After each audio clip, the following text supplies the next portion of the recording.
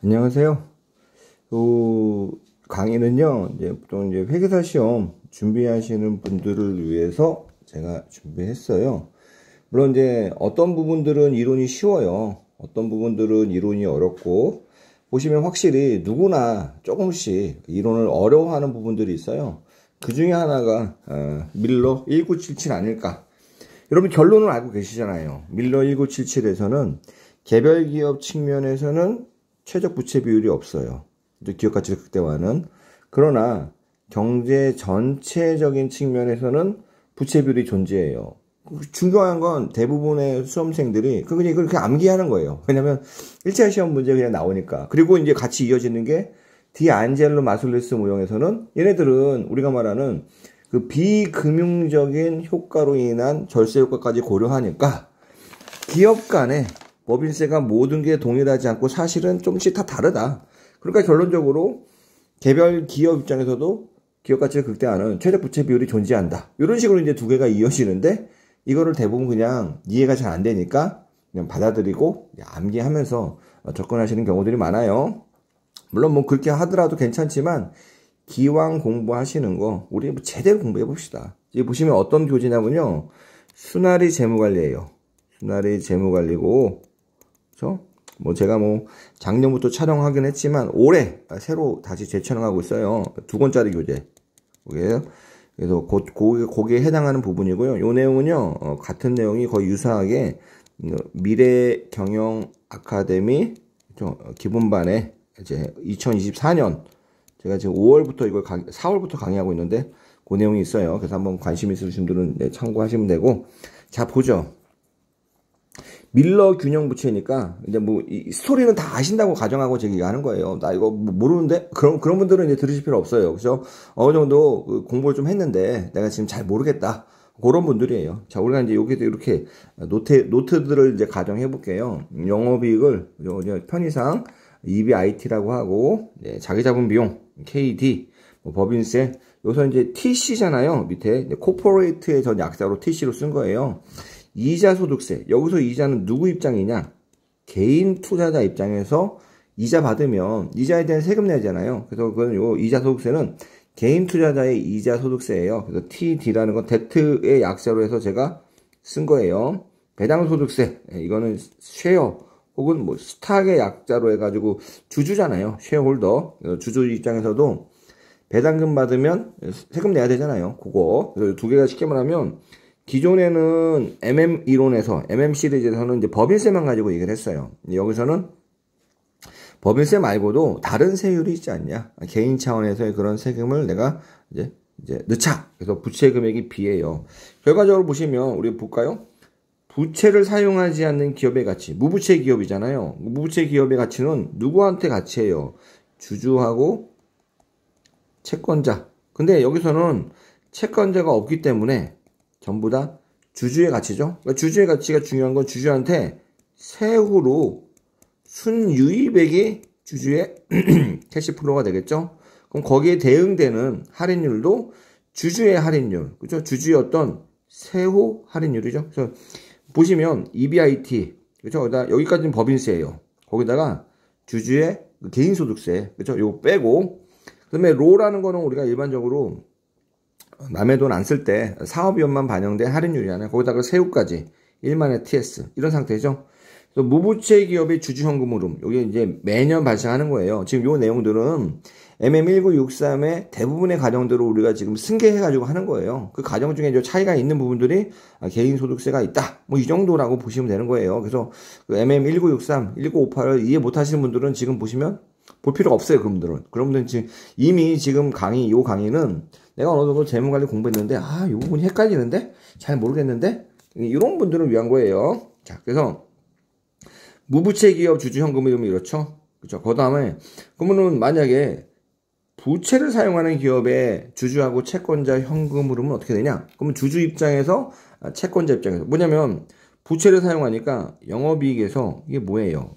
이자 비용이잖아요. 그러니까 세후 영업이익에서 세전 영업이익에서 요 법인세를 빼고 그다음에 개인 소득세 주주 입장에서 배당 소득을 빼면 S가 이제 주주가 가져가는 몫인 거예요.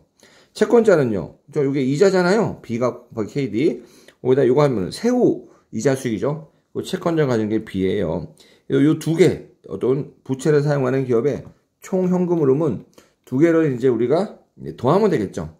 더하면 그러니까 이렇게 나왔어요. 그래서 보시니까 여기 1 마이너스 전개한 거예요. 밑에 거는 EBIT 전개해가지고 이렇게 쓴 거고, 아래에 있는 것도 다 전개한 거예요. 그래서 이거를 전개하면 되고, 이거를 이렇게 이제 분리를 했어요. 이게 누구 거죠? 보니까 여기 지금 뭐랑 똑같아요? 여기랑, 그쵸? 쉽게 말하면 주주의 현금이랑 같잖아요. 그래서 이거는 무부채 기업의 주주 현금 흐름이고, 얘는 누구 거예요? 그쵸? 얘를 보시면 얘는 이제 채권자 현금 흐름인 거죠. 그래서 이거를 이제 두 개를 더하면 다음 페이지 볼게요. 그래서 보시면 그래서 그 차이가 있잖아요. 부채 기업과 우리가 보시면 부채를 사용하는 기업하고 무부채 기업의 현금 흐름의 차이가 아까 전에 요 차이가 나는 거죠. 요 차이가 나니까 이걸 계산하면은 이거는 우리가 이전에 봤어요. 그렇죠? 이전 시식에서 부채를 사용하지 않는 기업의 가치라고 봤고, 얘는 부채로 인해서 생기는 추가적인 현금 흐름이잖아요. 이 현금 흐름은 뭘로 해요? 우리가 세후 현금 흐름이니까 캐시플로우가 여기도 세후 자본 비용으로 하는 거잖아요. 이렇게 할인해주고 정리하니까 이렇게 우리가 결정된 거죠. 이게 일반화된 식이에요. 밀러를 이제 이해하기 위해서 어떤 워밍업이죠. 그러다 보니까 각각의 얘 크기에 따라 가지고 레버리지 이득이 있냐 없냐 이렇게 나눠지잖아요. 이거 다 이해하신다고 안다고 간주하고, 그래서 이 상태에서 우리가 이제 밀러의 균형부채 이론을 볼게요. 근데 가정은 뭐냐? 이자 소득에 대해서 자 중요한 게 이거 누진적인 개인소득세가 존재한다. 누진이라는 거는 그죠? 수입, 쉽게 말하면 소득이라고 했고요. 소득이 올라갈수록 세율이 높아지는 거예요. 현재 우리나라 소득세율 구조가 누진세 구조잖아요. 그죠? 배당소득은 존재하지 않는다. 그러니까 배당금에 대해서 개인소득세는 존재하지 않는다. 그 얘기는 우리 아까 전에 했던 여기 그죠? 요 전체에서 배당소득에 대한 게 얘잖아요. 얘는 없다라고 본 거예요. 그래서 이제 법인세하고 개인의 이자소득세만 존재한다라고 하고, 대신 이자소득세는 누진세, 그 다음에 법인세는 존재하는데 얘는요 플랫, 누진세가 아니라 누구 어느 기업이나 다 일정한 세금을 부담하는 거, 일정한 세율인 거예요. 그 다음에 중요한 건 회사채 외에 면세채권이 존재한다. 면세채권의 이자율은 R0, 회사채 어떤 발행은 누구나 다 KD로 발행할 수 있다라는 거죠. 자, 그러면 회사채 수요자를 볼게요. 회사채 수요자 입장에서는 여기 수요자니까 투자자잖아요. 투자자가 투자하려면 내가 회사채 투자 수익률이 있을 거 아니에요. 근데 우리가 보면 그 이자 비용, 이자 수익에 대해서 법인세를 내니까 회사채 투자 세후 수익률하고 지금 투자 대상이 하나는 면세채 투자 수익률이 있을 거 아니에요. 면세채는 세금 안 나니까. 언제 투자자들은 회사채 투자하겠어요?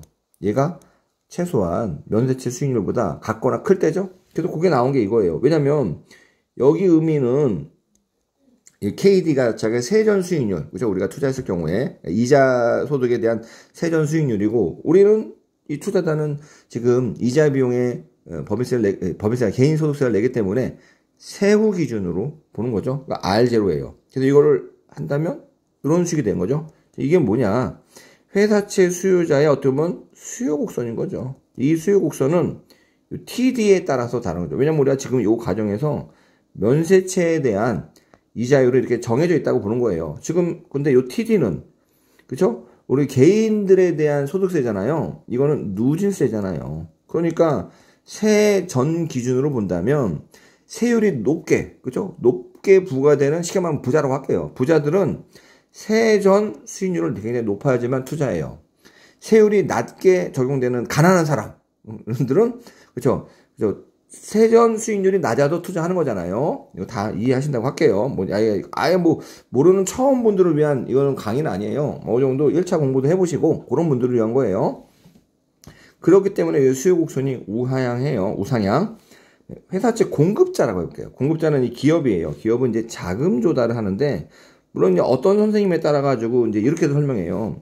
기업은, 그쵸? 이런 이자를 지급하는 회사채를 발행할 수도 있고, 혹은 기업은 이자에 대한 세율이 없는 면세채를 통해 발행해서 자금을 조달할 수 있다. 둘 다 이제 기업의 어떤 측면에서는 자금 조달 수단이다. 이렇게 이제 강의하시는 분도 계세요. 그게 뭐 틀렸다가 아니라 그렇게 하시면 이제 이해는 직관적으로 하기 되게 편해요. 그게 뭐냐? 그럼 회사들이 회사채를 통해서 자금을 조달하려면 회사채 조달 비용이, 세후 조달 비용이 면세채보다, 그쵸? 작거나 같아야 되잖아요. 그래야지 회사채에 투자하는, 회사채를 이제 발행하는 기업은, 그쵸? 회사채를 이제 조달할 거 아니에요. 그래서 이런 수식인데, 요렇게 설명해도 틀리지 않고, 제 교재는 어떻게 설명했냐. 기업들은, 그쵸? 이제, 필요한 것들을 회사채로 발행할 수 있다. 근데 일반적으로 현실에서는 기업이 면세채를 발행할 수는 없어요. 면세채를 발행할 수 있는 건 우리나라에서도 보시면 지방정부, 미국 같은 경우에도 지방정부가 발행할 때 면세채인데 일반적인 국채 역시도 그죠 면세채가 아니라 세금을 부과하면 채권이고 우리나라 역시도 국채도 세금이 내고 세금 낸다는 건 이자 수익에 대해서 투자자가 세금 내는 거예요. 면세채는 아이고 죄송합니다. 면세채는 일반적으로 이제 지방정부에서 발행하는 그런 채권이 면세채예요. 그래서 회사들은 사실 면세채를 거의 발행 못한다라고 보셔도 돼요. 그렇기 때문에 그 현실을 조금 감안해서 설명을 드리자면 이렇게 저는 이제 제 교재는 이렇게 설명드렸죠. 기업은 이렇게 회사채를 발행할 수 있다. 근데 기업이 실제로 회사채 발행했을 때 부담하는 이자 비용, 그죠? 왜냐면 자본 비용이잖아. 이거는 세우니까 이 금액이고 만약에 KD하고 1-TC라고 해볼게요. 요게 이렇게 되면 어떻게 되냐? 기업 입장에서는 얘가 비싸요. 그쵸? 비싸다는 거는 똑같은 이자율로 발행했을 때, 똑같은 금액을 조달했을 때 더 적은 금액이 기업에 들어오는 거죠. 그러니까 이런 경우에는 기업은요, 면세채를 공매도 해가지고, 그럼 돈이 생기잖아요. 그럼 똑같이 액면가가 100이라도 면세채는 이자율, 자본비용이 낮으니까 공매를 하면은 예를 들어 100원짜리가 95원이 들어와. 근데 KD는 1-T가 지금 면세채보다 자본비용이 높잖아요. 그럼 KD는 똑같은 100원짜리라도, 그죠? 얘는 얼마짜리요? 90원짜리일 수 있잖아요. 왜냐면 일반적으로 우리가 자본비용이 높다라는 건 그만큼 저렴하다는 얘기고, 그죠? 자본비용이 낮다라는 건 비싸다는 얘기니까. 그러니까 기업 입장에서는 이런 상태라면 요 면세채를 공매도해서 그 돈으로 자기네 갖고 있는 회사채를 갚아버리는 거야.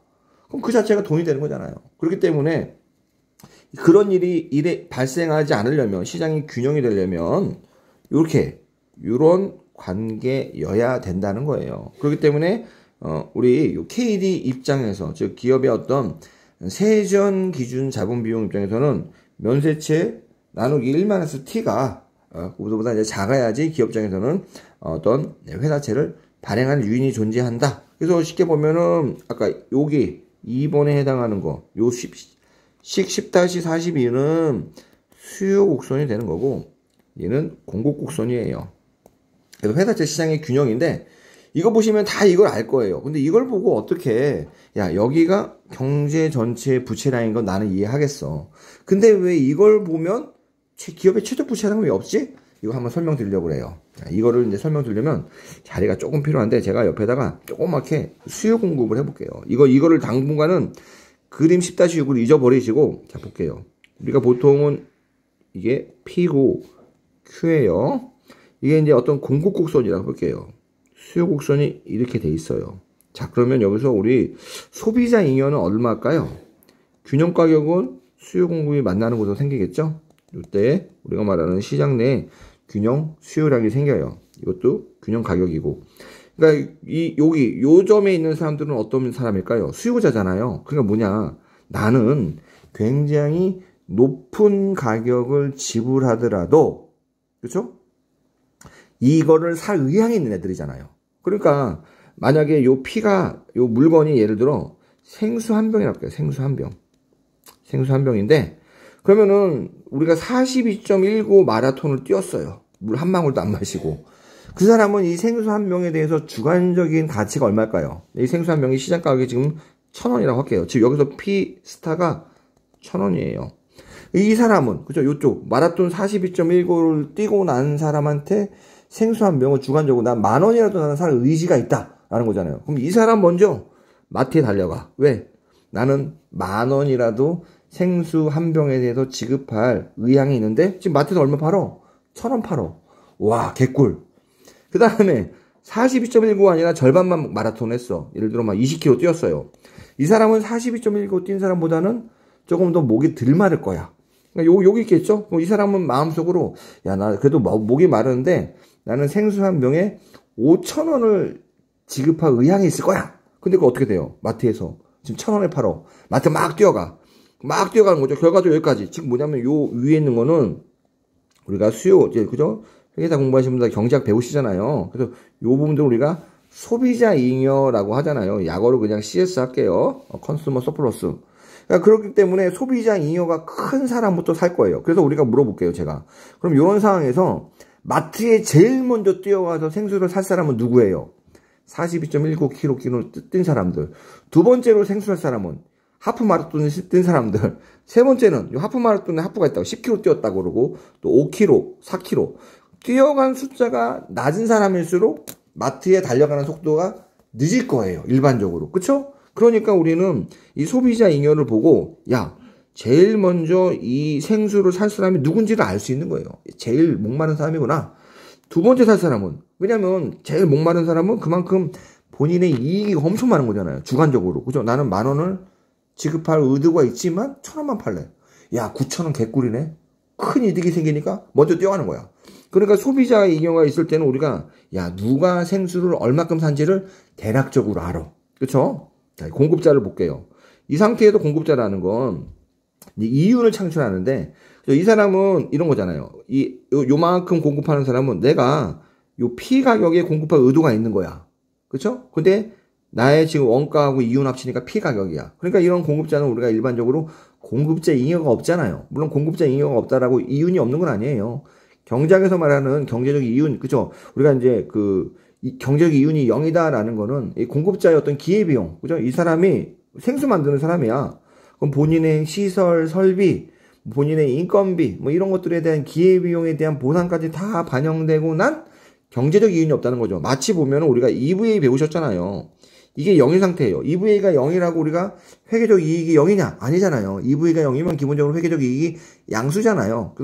그렇지만 우리는 경제학적인 관점에서 본다면 요런 사람, 공급자 잉여가 없는 사람은 지금 경제적 이윤이 없는 거예요. 그러니까 누가 먼저 팔래 하면은, 그쵸? 세상에 공급자가 많을 거예요. 누가 먼저 팔래 하면은 경제적 이윤이 없기 때문에 누가 먼저 팔지는 그때그때 상황에 따라 달라. 뭐냐? 랜덤하게 결정되는 거예요. 이런 상태죠. 자, 이제 요거를 이제 확장해 볼게요. 어떻게 확장하냐? 이번에 우리가 일반적으로 보는 수요 공급을 볼게요. 쫙 보면은 여기가 디맨드 커브, 여기가 서플라이 커브예요. Q하고 P 있죠? 띡띡띡, 띡띡띡, 여기가 Q 스타, 여기 P 스타. 여기 생수 가격이 1,000원이에요. 1,000원. 아까 전에 똑같아요. 생수. 이 상태에서 우리가 요만큼이 뭐 잉여였죠? 소비자 잉여예요. 소비자 잉여는 이미 했어요. 그래서 소비자 잉여가 있는 걸 보고 아, 잉여가 제일 큰 애들이 생수를 먼저 구입했겠구나. 그러면은 누가 생수를 얼마큼 구입하는지 대략 알 수가 있어요. 자, 이 공급자 잉여를 볼게요. 이 공급자는 뭐예요? 나는 원래 원가가 이만큼이야. 예를 들어 생수가 1,000원이야. 근데 나는 하나만 드는데 300원 들어. 경제적 이윤까지 포함해서. 근데 시장에서 1,000원에 팔리네? 얼마 이득 봐요? 700원 개꿀 이득을 보는 거잖아. 그러면은, 그 다음에 여기 있는 애들은, 그냥 나는 원가가, 그죠? 나는 충분히 원가나 이런 거 다 감안했을 때 한 병당 700원에 팔아도 돼. 라는 애예요. 근데 얘는 지금 시장에서 얼마 판대? 1,000원에 사줄 수 있다는 거예요. 300원 개꿀이죠. 그러면은, 이 사람 중에서 누가 먼저 시장에서 요 생수를 팔래? 라고 하면 누가 먼저 생수를 팔 것 같아요. 그쵸? 이런 식으로 공급자 잉여가 제일 큰 애들부터 생수를 팔려고 하겠죠. 그렇기 때문에 이 상태에서 본다면 요 부분들이 공급자 잉여잖아요. 공급자 잉여가 큰 애들부터 생수를 먼저 팔려고 할 거예요. 그러니까 마치 우리 소비자 잉여가 있으니까 가장 목마른 사람부터 생수를 사잖아요. 공급자 잉여가 있으니까 가장 이득이 많은 사람부터 그쵸? 생수를 파는 거예요. 이해했죠? 자, 요 상태에서 우리가 이제 요 그래프 10-6을 이해해 볼게요. 왜 이렇게 나오는지는 알죠? 왜? 지금 R0라는 거는 지금 면세체에 대한 발행비용, 이자율, 투자수익률, 자본비용이에요. 그쵸? 다. 얘는 정해져 있죠? T라는 거, 기업 입장에서. T라는 건 플랫이에요. 정해져 있어요. 그러니까 R0에다가 1마 T는 하나의 숫자로 나와요. 그 숫자가 우리가 말하는 요 숫자인 거죠. 요걸 이제, 그쵸? 이렇게 나와가지고 얘는 평평하게가 돼요. 공급자잉여. 공급자라는 건 회사채를 발행한 사람. 뭐 여기 이자 비용도 있지만 다른 말로 여기 이자 수익도 포함하는 거예요. 2%니까. 자, 근데 수요 곡선도 우상한 거 다 이해하죠? 왜냐면 수요 곡선은 TD가 누진세예요. 예를 들어 누가 0%야. 0% 사람은 그죠? R0로 가는 거예요. 0%니까. 그렇지만 TD가 10%가 되면 분모가 이게 작아졌잖아요. TD가 10% 됐다는 건 다시 딱 볼게요. TD가 10%라는 건 얘가 작아졌어요. 그럼 여기 바닥은 그러니까 TD가 10%라는 건 그죠? 요 전체 분모가 내려갔죠. 그럼 KD는 올라가고 있죠. 그러니까 세율이 올라갈수록 KD가 증가하는 함수잖아요. 그러니까 우리가 그림을 표현하면 이렇게 되는 거예요. 자, 이런 상황에서 볼게요. 자, 그럼 여기서 그래서 이제 수요와 공급이 만났을 때 생기는 시장에 이게 균형 이자율이라는 거야. 균형 자본 비용. 그렇죠? 그러니까 얼만큼 경제 전체적으로 왜냐면 이 수요는 그 채권을 살려는 모든 투자자를 얘기하고 이 공급이라는 거는 이 채권을 회사채를 발행하려는 모든 기업을 의미하는 거예요. 그러니까 경제 전체적인 부채량이라는 거는 우리가 알 수 있어. 자, 이 상태에서 수요자의 잉여는 뭘까요? 얘는 뭐예요? 야, 나는 지금 그러니까 금리가 얘 그 쉽게 말하면은 여기에 해당하는 애들은 누구예요? TD가 0인 애들이에요. 0%. 그러니까 지금 세금이 하나도 없는 애들은 야, 나는 이 정도 이자만 줘더라도 이자 수익만 있더라도 나는 충분히 회사채를 사고 싶어 라는 거예요. 우리가 이제 세후 기준을 하니까 얘는 그죠? TD가 0이라는 건 이자 소득세율이 0%인 사람은 그 자체가 곧 그죠? KD가 되는 거잖아요. 그죠? 그래서 R0가 되는 거잖아요. 그러니까 나는 세후와 이산 사람은 세후와 세전에 대한 투자 수익률이 같은 거잖아요. 근데 TD가 10% 오른 사람은 그죠? 야, 나는 세전 기준으로는 좀 높아져야 돼. 지금 뭐냐면 그 R0가 5%라고 해볼게요. 그러면은 10% 사람 뭐예요? 5%에다가 1 빼기 0.1이니까 5%에다가 0.9잖아요. 그럼 얼마인지 모르겠지만 5.5라고 할게요. 5.5. 얘는 5.5가 돼야지 되는 거야. 세율이 높은 애들은. 그러다 보니까 그죠? 세율이 높은 애들은 세전으로 요구하는 수익률이 좀 더 높아져. 근데 보니까 나는 세전으로는 이만큼 받아야 돼. 세율이 올라갔어. 나는 세전으로 이만큼 받아야 돼. 나는 세전으로 이만큼 받아야 돼. 나는 세전으로 이만큼 받아야 돼. 여기 마지막에 있는 애들 여기로 C라고 할게요. C는 투자 못하지. 왜? 본인이 요구하는 수익률은 요 점인데 시장에서 그보다 낮게 주니까 얘는 투자 못해. 투자할 수 있는 애들은 여기 모인 애들이야. 그렇다면 이게 여기서 말하는 게 이잖아요. 요게 뭐예요? 요게 뭐예요 다? 요게 소비자 잉여죠. 그러면 소비자 잉여에서 제일 먼저 달려가는 애들 회사채가 됐을 때 그죠? 회사채를 이 정도 수익률로 발행한대. 그럼 이 회사채에 대해서 제일 먼저 달려가는 누구예요? 소비자 잉여가 제일 큰 애들이죠. 이런 애들 누구예요? 쉽게 말하면 가난한 애들이죠. 그러니까 가난한 애들, 그러니까 소득세율이 낮은 애들 먼저 달려가는 거예요. 그러다 보니까 경제 전체적으로 발행량도 생기고 누가 얼마큼 샀는지도 알 수가 있어. 근데 판매하는 건 그죠? 왜 판매해봤자 경제적 이윤이 없어. 그러니까 누가 먼저 판매하냐? 왜냐면 누가 먼저라는 거는 이득이 큰 놈이 먼저 판매할 텐데 누구랑 이득이 똑같아. 그러니까 이거는 오늘 다르고 내일 다르고 어떤 패턴이라는 게 존재하지 않는 거예요. 랜덤한 거잖아요. 그렇기 때문에 우리가 요 수식을 보고 밀러 1977에서는 그죠? 전체적인 경제 전체의 부채 양을 알 수 있어요. 그러니까 쉽게 말하면 경제 전체의 부채 비율을 알 수가 있어. 왜냐면 경제 부채량이 있고 이 기업들 전부 다 시가총액 합치면 경제 전체의 시가총액 있잖아요. 시가총액하고 부채량을 비교하면 경제 전체에 우리가 부채량을 알 수가 있는 거죠. 그렇지만 개별 기업의 최저 부채량을 왜 모르냐? 왜? 누가 먼저 부채를 발행할지는 모른다는 거예요. 왜냐면 잉여가 없기 때문에 랜덤하게 나온다는 거예요. 그렇지만 누가 먼저 살지는 알다는 얘기예요. 그러니까 어떤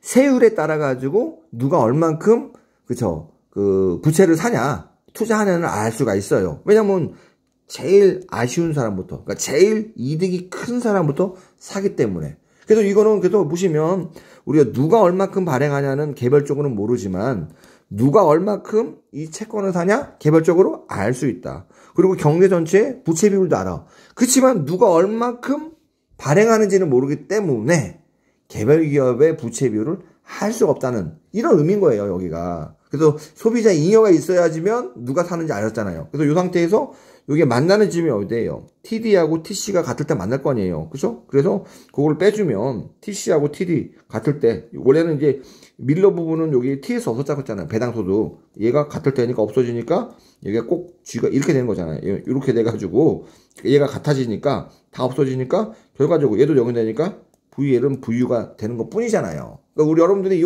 그래프를 그냥 잘 모르겠는데 그렇게 하면은 이제 이게 좀 이해도가 떨어져요. 그죠? 좀 전에 설명드린 것처럼 보시면 되고, 여기서 이어지는 게 이거는 여러분들 다 아시니까 보고, 디안젤로 마술리스 이때는 균형의 최적 부채량이 있다는 거잖아요. 뭐냐 차이가 있다면, 밀러랑 차이가 있다면 요거는 우리가 일반 얘기하는 수요량이에요. 이건 똑같아요. 밀러 1977이랑. 이 사람은 지금 둘은 뭐라고 했냐면 요 TC, 야 우리는 밀러 1977에서 TC는 하나야. 무조건 예를 들어 10%라면 다 10%야, 모든 기업이.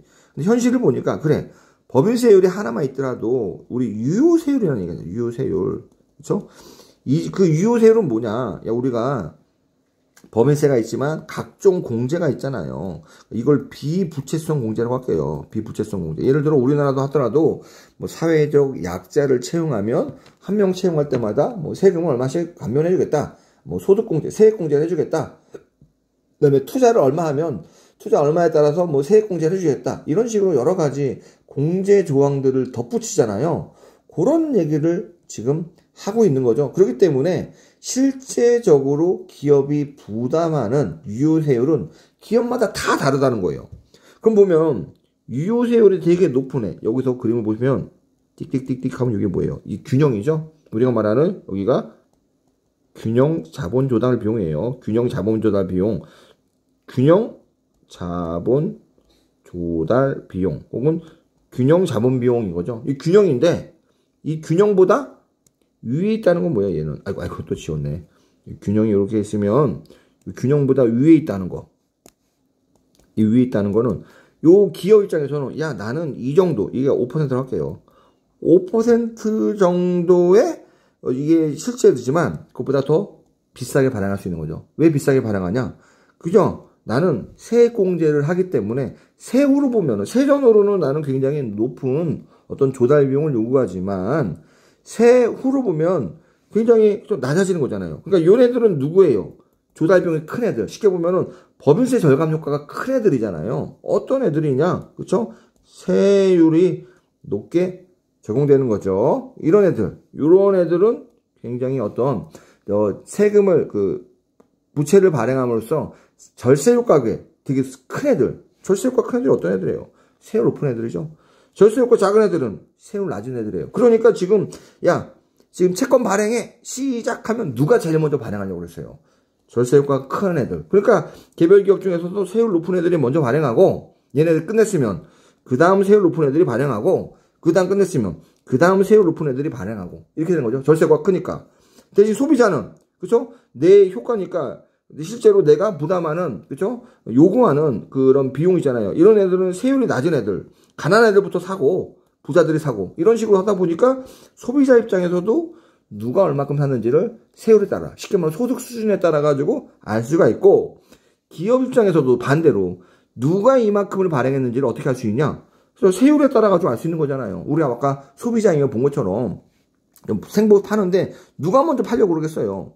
제일 잉여 큰 애들, 팔아가지고 이득 제일 많이 보는 애들이 먼저 팔잖아요. 그러면 부채를 발행해서 제일 이득 많이 보는 애들은 뭐예요? 세율이 높게 적용되니까 부채로 인해서, 그죠? 실제 유효세율이 높은 애들이 먼저 들어가는 거죠. 그러니까 디안젤로 마술리스는요, 요 T가 플랫이 아니고, 그죠? 실제로 이제 어떤 차등적으로 적용된다는 그 가정 하나만으로 봤을 때 경제 전체의 균형 부채량도 존재하고, 그러니까 경제 전체의 최적 부채 비율도 존재하고, 누가 얼마큼 투자했는지 그 사람들의 세율에 따라 가지고, 소득세율에 따라 가지고도 알 수가 있고, 누가 얼마큼 부채를 발행했는지도 그 기업이 직면하는, 그죠? 유효세율에 따라서도 알 수 있다. 그러니까 결과적으로 각 개별 기업의 최적 자본 구조가 존재한다라고 얘기하는 거죠. 그러니까 여러분들 이 그래프를 일할 때 대부분의 많은 학생들이 이걸 이해를 못 해가지고 그냥 암기하는 경향이 있는데, 이번 기회를 통해서 한번